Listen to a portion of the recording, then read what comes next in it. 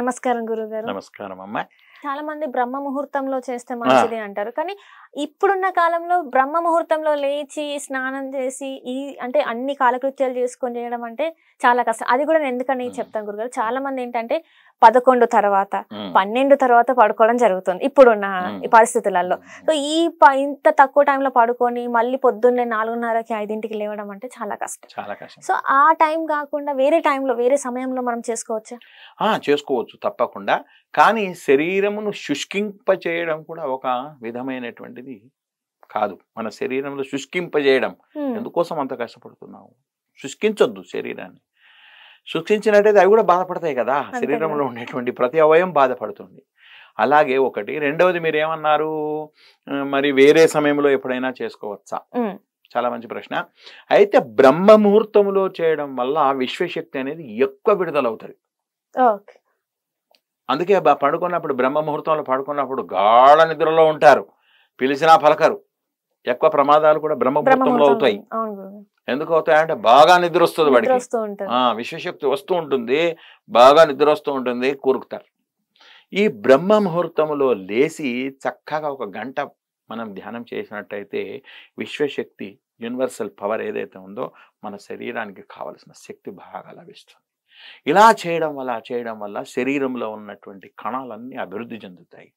ఆ తర్వాత శరీరంలో కూడా 7 చక్రాలు ఉంటాయని మీకు చెప్పిన. 7వ చక్రం అనేది సహస్రారం, భగవంతుడే. అక్కడ 6 చక్రాలు పూర్తిగా యాక్టివేట్ అవుతాయి. ఎప్పుడైతే యాక్టివేట్ అవుతాయో ఒక్కొక్క చక్రము, ఇప్పుడు దానికి మూలాధారం ఉందనుకో, అబ్డామినల్ ప్రాబ్లమ్స్ అన్నీ పోతాయి. అబ్డామినల్ ప్రాబ్లమ్స్, స్త్రీలకు ఉండే సమస్యలు, పురుషులకు ఉండే సమస్యలు, అన్ని ప్రాబ్లమ్స్ అన్నీ కూడా పోతాయి. దానివల్ల రోగాలు, గ్రస్త అన్నీ పోతాయి. ఈ విధంగా ధ్యానం చేయడం వల్ల ఈ 6 చక్రాలు అభివృద్ధి చెందుతాయి. అభివృద్ధి చెంది వాడు పై స్థాయిలో ఉంటాడు.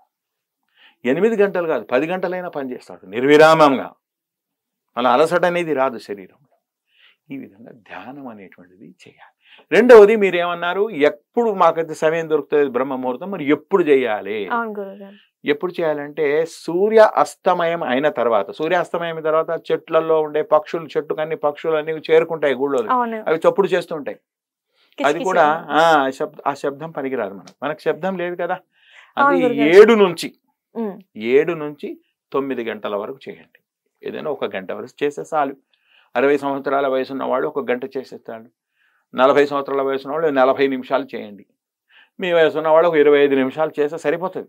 కానీ సరైన విధంగా చేయాలి. చేస్తామంటే ఇట్లా కూర్చున్నాం పంతులు గారు, ఇంట్లో ఏం జరుగుతుందో తెలియదు, బాస్తో మాట్లాడే మాటలన్నీ ముందుకు వస్తున్నాయి. మనం ఏమన్నాము, దృశ్య అవన్నీ రావద్దు, వినడం రావద్దు, కనడం రావద్దు, మన యొక్క ఆలోచనలు అసలే రావద్దు. మరి ఆలోచనలు వస్తున్నాయి పంతులు గారు, ఏం చేయాలి? ఆలోచన రానియద్దు.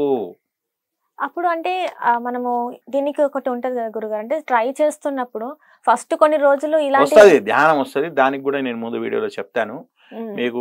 పంతులు గారు నేను ధ్యానంలో కూర్చోగానే అన్ని ఆలోచనలు వస్తున్నాయి, అది వేస్ట్. అది అందులో విశ్వశక్తి రాదు. ఎప్పుడైతే నీ ఆలోచనారహితంగా నీకు ఉంటుందో అప్పుడు మాత్రమే విశ్వశక్తిలోనికి వెళ్తాయి. అప్పటిదాకా వెళ్ళదు. నువ్వు ఎంత ప్రయత్నం చేసినా అది మనము ఏదో కుస్తీ పట్టి దాన్ని బరువు మోసి తీసుకొచ్చేది కాదు కదా.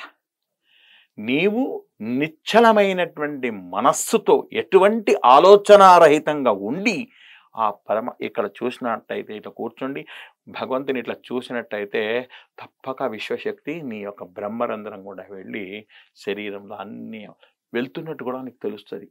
అప్పుడే కాదు, కొన్ని రోజుల వరకు ధ్యానం చేయగా నాకు విశ్వశక్తి వస్తున్నట్టుగా తెలుస్తుంది. ఇంతవరకు తెలుస్తుంది, ఇంతవరకు. ఎందుకంటే మనకు అన్ని జ్ఞానేంద్రియాలు ఇక్కడ ఉంటాయి, కళ్ళు, ముక్కు, చెవులన్నీ గ్రహిస్తాయి అన్నాడు. ఇంతవరకు తెలుస్తుంది. తెలిసిన తర్వాత ఇక్కడ నుంచి ఇంకా తెలియదు.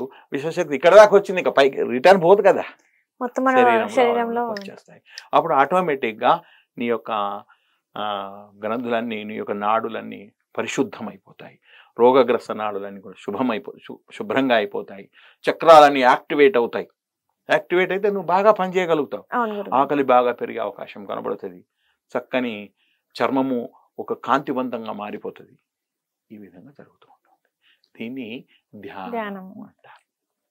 అయితే ఈ 8 అష్టాంగ యోగాలు పతంజలి మహర్షి దీన్ని స్థాపన చేసినాడు. యమ, నియమ, ఆసన, ప్రాణాయామ, ప్రత్యాహార, ధారణ, ధ్యాన, సమాధి. సమాధి. ఇప్పుడు చివరిది సమాధి. ఈ 7వది ఎప్పుడైతే మనం పూర్తి అయిపోయిందో ఈ 8వది సమాధి స్థితి. ఇక సమాధి స్థితి అంటే నీకు అర్థమై ఉంటుంది. సమాధి అంటే పూర్తిగా క్లోజ్ అన్నట్టు. నిన్ను పిలిచినా నువ్వు పలకవు. సమాధి స్థితి అంటే ఏంటి? నిత్యము శుద్ధమైనటువంటి బుద్ధితో కూడి సత్యమైనటువంటి ఆనందముతో నువ్వు తేలియాడుతుంటావు. ఆ భగవంతుని ఆ ఆనందములో తోలియాడుతూ ఉంటావు. అప్పుడు నువ్వు పిలిచినా పలకవు. ఇంకా ఆ అమృతం అనేటువంటి దాంట్లో నువ్వు తేలియాడుతూ ఉంటావు. ఆ సత్యమైనటువంటి ఆనందము, సత్యమైన వెలుగు ఎప్పుడైతే నువ్వు చూస్తావో అది సమాధి స్థితి.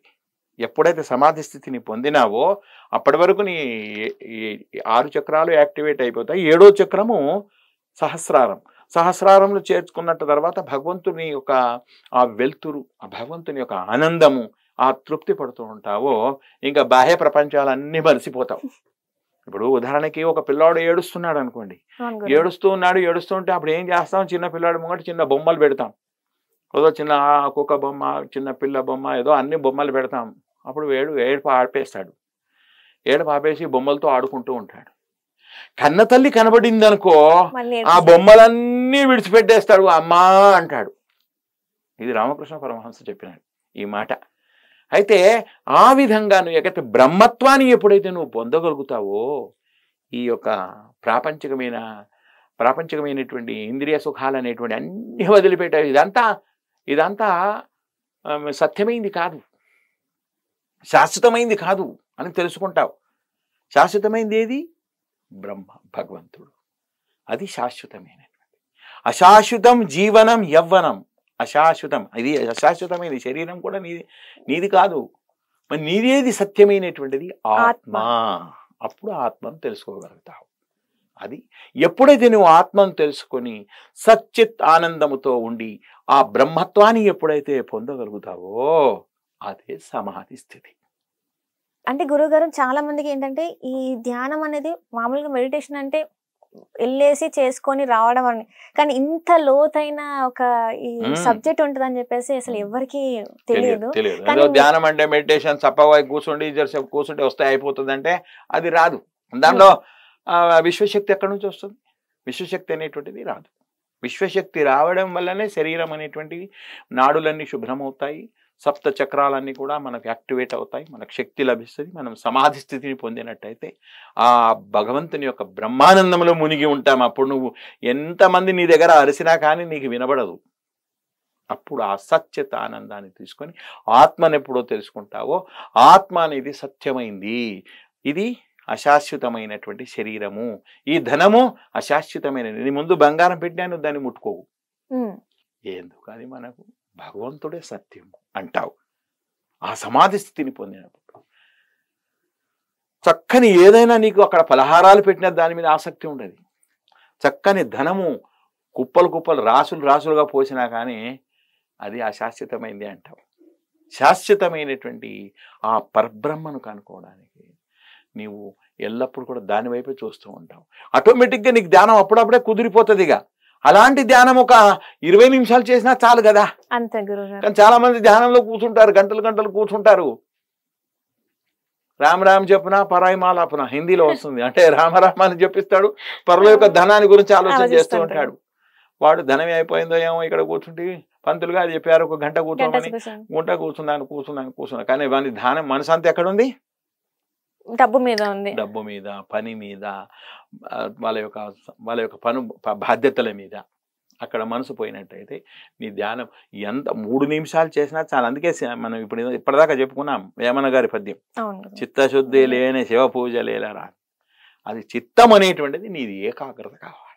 అండ్ ఇంకోటి గురుగారు, ఇప్పుడు పిరమిడ్ ధ్యానం అని చెప్పేసి కూడా చేస్తూ ఉంటారు. వాళ్ళు శ్వాస మీద ధ్యాస పెడతారు. ఈ శ్వాస ఎక్కడ నుంచి పోతుంది, అక్కడ నుంచి వస్తుంది, దాని మీదే మనసు పెట్టండి అంటారు. ఎందుకంటే మనసు అటు ఇటు పోకుండా ఉండడానికి శ్వాస మీద ధ్యాస అని పత్రిజీ గారు చెప్పినారు. ఆ పత్రిజీ గారు కూడా అంటే నువ్వు ఏదైనా ఒక దాని మీద పెట్టమని చెప్తున్నా కదా. నేను కూడా అదే అంటున్నాను. నువ్వు ఈశ్వరుని మీద పెడతావా, పరమేశ్వరుని మీద పెడతావా, రాముని మీద పెడతావా? ఆ రాముడు ఈశ్వరుడు నాకు ఎట్లనో తెలియదు, పంతులు నేను ఎట్లా పెట్టాలి? ఆ రూపం ఎట్లా ప్రదర్శించుకోవాలి. అందుకనే పత్రిజీ గారు ఏం అనుకున్నారంటే శ్వాస మీద ధ్యాస పెట్టండి, కళ్ళు మూసుకొని మీ శ్వాస ఎలా వెళ్తుంది, ఎలా పోతుంది, ఎలా వస్తుంది, ఎలా పోతుంది, దాని మీద ధ్యాస పెట్టేసేయండి. ఆ శ్వాస చిన్న చిన్నగా చిన్న చిన్నగా చిన్న చిన్నగా అవుతూ ఆగిపోద్ది, కంప్లీట్ ఆగిపోద్ది. ఎప్పుడైతే ఆగిపోతుందో ఆ విశ్వశక్తిలోనికి పోతుంది. విశ్వశక్తిలోనికి పోయినట్టయితే శరీరంలో యాక్టివేట్ అవుతుంది. ఈ పిరమిడ్ ఎందుకోసం స్థాపిస్తారంటే పిరమిడ్లో విశ్వశక్తి అనేటువంటిది ఒక కేంద్రీకరించి మన శరీరంలోనికి రావడానికి, అది కేంద్రీకరిస్తుంది, ఒక్క దగ్గరగా వస్తుంది శక్తి.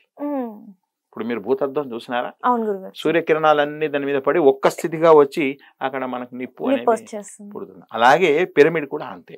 పిరమిడ్లో ధ్యానం చేయడం అనేది అదే. గుళ్ళు కూడా అంతే. గుళ్ళు కూడా అన్ని గుళ్ళు కూడా చూసారు ఇట్లా పిరమిడ్.